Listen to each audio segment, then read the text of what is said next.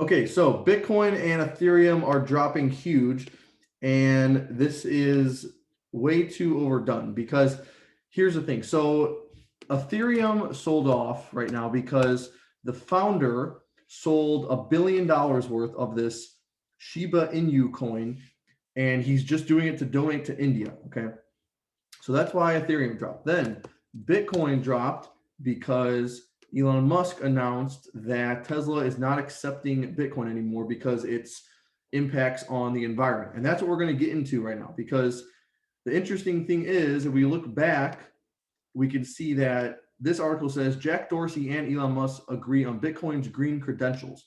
So for this argument, a lot of times people will say that, so it says China, where more than 2/3 of power is from coal, accounts for more than 75% of Bitcoin mining around the world. So most Bitcoin mining is done in China.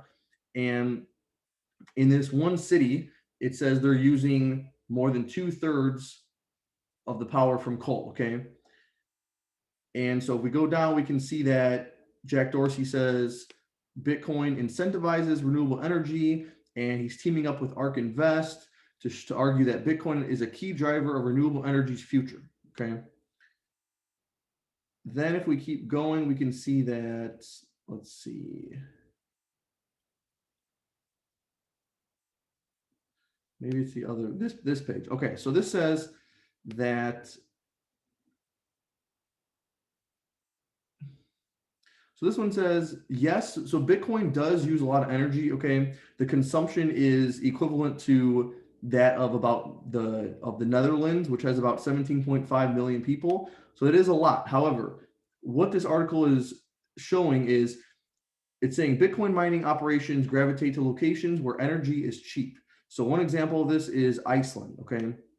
And yes, this article claims that half of the Bitcoin mining is done in China, okay? But they're saying that during the rainy season, its electricity prices are so low because of hydroelectricity, and roughly 5% of the Bitcoin mining power comes from nuclear or burning coal, which is fossil fuels. So they're saying 95% comes from renewable energy sources. A little bit different from what some other people are saying, but it looks like overall research by CoinShares concludes that the Bitcoin network obtains 74% of its electricity from renewable sources. And I've seen the same thing. I've seen people at ARK Invest, Kathy Wood has said the exact same thing. She said the large majority of mining is done through renewable energy sources. And then this chart shows you just how much energy Bitcoin has been consuming over the years and how it has been increasing.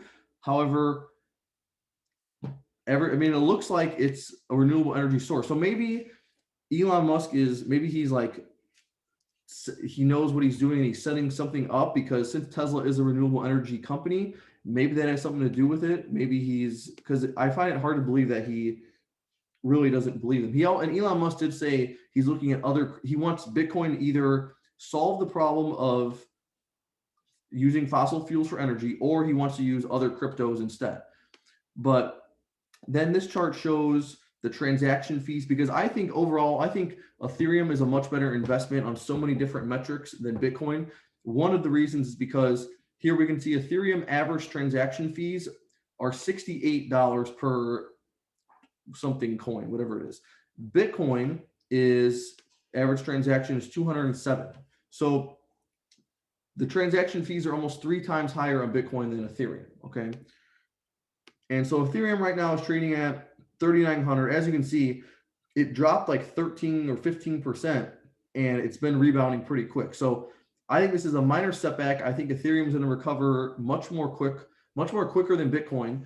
And I think Ethereum is a better investment because you have NFTs on Ethereum, you have DeFi, decentralized finance, and there's so much more power and value that Ethereum has that Bitcoin doesn't have, because Bitcoin is pretty much just like a store of value, or it can be a currency. Ethereum is like a network, and it can provide these smart contracts so that buyers and sellers can have transactions without a middleman, and that's a lot more powerful than what Bitcoin does. So if we look at Bitcoin, we can see that Bitcoin was down, it was down 18% at some point. Now it's recovering too. But if I'm going to pick one to invest in, I'm going to go with Ethereum. So I think this is a great chance to pick up some of these cryptos because these are minor setbacks. These are not big deals. And both of these cryptos are constantly evolving, trying to get better, trying to get more efficient. So overall, I think this is just a minor setback. It's a great time to buy these cryptos.